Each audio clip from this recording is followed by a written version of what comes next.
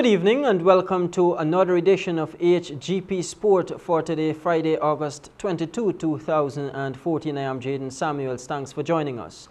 We may very well see Dookies Contracting Inc., who was contracted with the construction of a clubhouse at the synthetic track at Lenora, being terminated after continuous delays in their mandate. Information reaching this newscast states that the contractors has been frequent in his slothfulness, and the Culture Ministry is planning to have the lowest bidder who tendered for the contract complete the clubhouse. The completion of the foundation and the erection of the columns and beams are all that is completed so far for the clubhouse, a situation the Culture Ministry can't accept, especially when the facility is scheduled to be opened before year-end.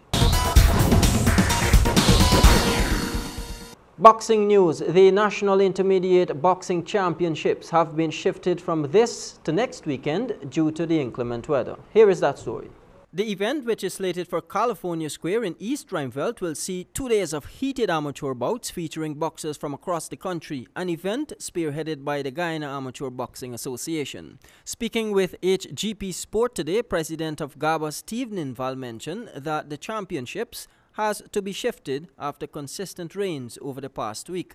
35 fights are carded for the day's event, which is expected to showcase Guyana's cream of the crop as the association seeks to expand its mandate in the sport of boxing. Recently, the association held their first boxing competition against Suriname, another initiative aimed at making boxing part of the Inter-Guyana Games in the not-too-distant future, despite Orland Rogers trying to stop his boxers from being part of the competition. Ninval said the association, instead of paying heed to Rogers, who seems to have an issue with GABA, will still be grateful if Pocket Rocket Boxing Gym could be part of next weekend's box-off. Ninval feels the boxers are the ones who stand to be affected if any actions are taken against Rogers, who felt that GABA's approach in acquiring boxers for the Suriname against Guyana competition was not in keeping with his protocols. Cricket news. West Indies clinches the one-day series after some disappointing performance from Bangladesh as the second one-day international concludes. Batting first today, the Caribbean side made 247 for 7 thanks to a fiery 58 from Christopher Henry Gale, which included 5 sixes, while Darren Bravo chipped in with 53 and Lendl Simmons 40. In reply, a phone number-like scorecard from Bangladesh saw them only reaching 70 runs, the third lowest in one-day international. Their highest score came from Tamim Iqbal, who made 37. Sunil Narine took 3 wickets for just 13 runs, an economy rate of just 1.85 runs per over, and was supported well by fast bowler Kemar Roach with 3 wickets as well. Let's take a look at the highlights. He was back to his best form. Yeah, he was really good. I thought he was a little bit careful in the early overs, but then he cut loose anything short. He was pulled it away for sixes. He hit some really big shots. I think Bangladesh bowlers were guilty of bowling a little bit too many short deliveries, and especially someone like Chris Gale who would not let you down. That was a great shot down the pitch and into the... Yeah, Darren Bravo missed out in the last match, but today he made sure that he was there. He took his time and settled in because not a good pitch to bat on the overnight rain. Good catch by Ramdin. Delivery that turned and kept low first ball to Mahmudullah. Tamim Iqbal in the very next over without any addition to the score, popping up a simple catch to Gale at mid-wicket. Saad Ghazi, miscued sweep. Kirk Edwards settling under it. Nasser Hussain, good reflexes and good athleticism from Karen Pollard of Kemar Roach. Mushraf Mortaza, a bit unlucky to be given out LBW, but they had no reviews left. Replay showed that it might have been going over the line of the stumps.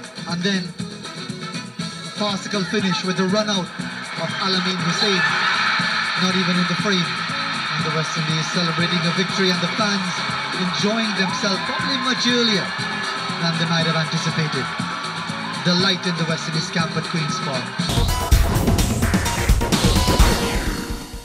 Some international tennis news. British number 2 James Ward is one match away from reaching the US main draw for the first time after winning in the second qualifying round.